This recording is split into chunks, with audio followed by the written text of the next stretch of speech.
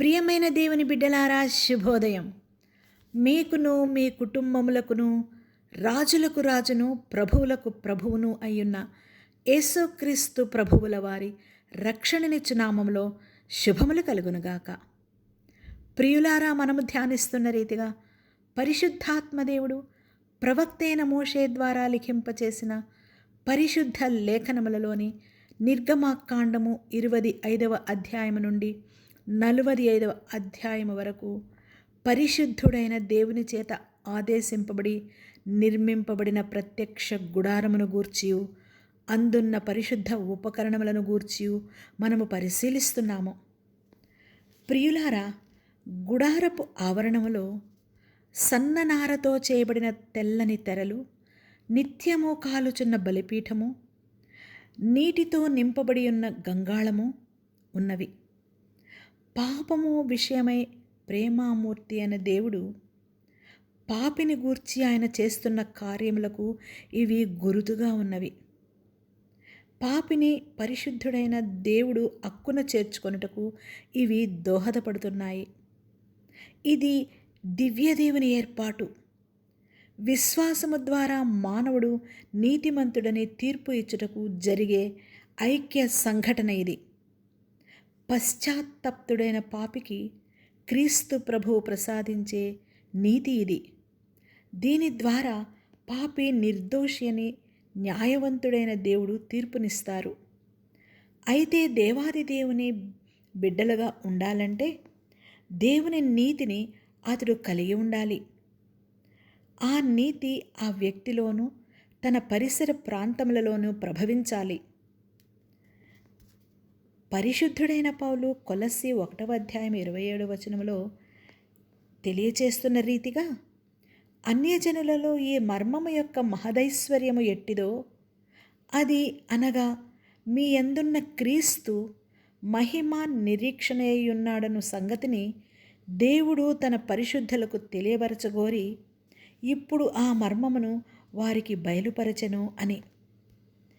ఈ విధమైన నీతి పశ్చాత్తాపము నొందిన పాపిలో నివసిస్తేనే గాని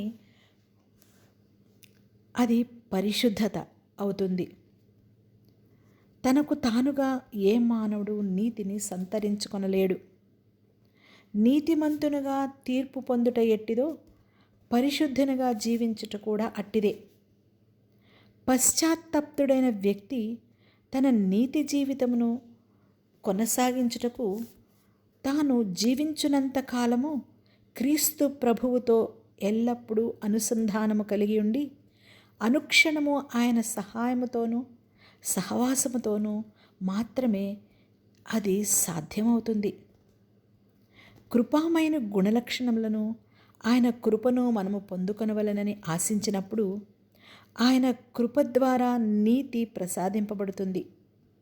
ఒక వ్యక్తి పరిశుద్ధపరచబడవలను అని ఆశించి తన పాపమును ఒప్పుకుంటూ విశ్వాసముతో తాను ఇచ్చిన బలి అర్పణ ద్వారా అతడు పరిశుద్ధపరచబడతాడు. ఆ ప్రక్రియ ఆ వ్యక్తి యొక్క విశ్వాసము మూలముననే జరుగుతుంది. ఈ ప్రక్రియ ప్రత్యక్షపు గుడారం యొక్క పరిశుద్ధ స్థలములో జరుగుతుంది. ఇచ్చట 3 పరిశుద్ధ ఉపకరణములు ఉన్నవి. అవి ఏవనగా, మొదటిది సముఖపు రొట్టెల బల్ల, రెండవది దేవుని బంగారు ధూపవేదిక, మూడవది దీపవృక్షము లేక దీప స్తంభము. ప్రియులారా, ఈ దినములో మనము సముఖపు రొట్టెల బల్లను గూర్చి పరిశీలిద్దాము. సన్నిధి రొట్టెల బల్ల తుమ్మకర్రతో చేయబడినది. దాని పొడవు 2 మూరలు అనగా 92 సెంటీమీటర్లు. దాని వెడల్పు 1 మూర అనగా 46 సెంటీమీటర్లు. దాని ఎత్తు 3.5 అనగా 69 సెంటీమీటర్లు. ఇది మేలిమి బంగారు రేకును దానికి పొదిగించాలి.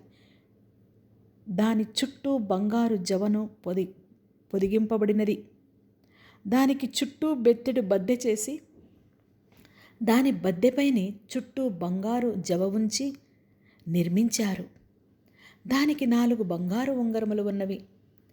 దాని 4 కాళ్లకు ఉండు 4 మూలలలో ఆ ఉంగరములను తగిలించారు. బల్లను మోయుటకు మోతకర్రలు, ఉంగరాలు బద్దెకు సమీపంగా ఉంచి ఉన్నారు.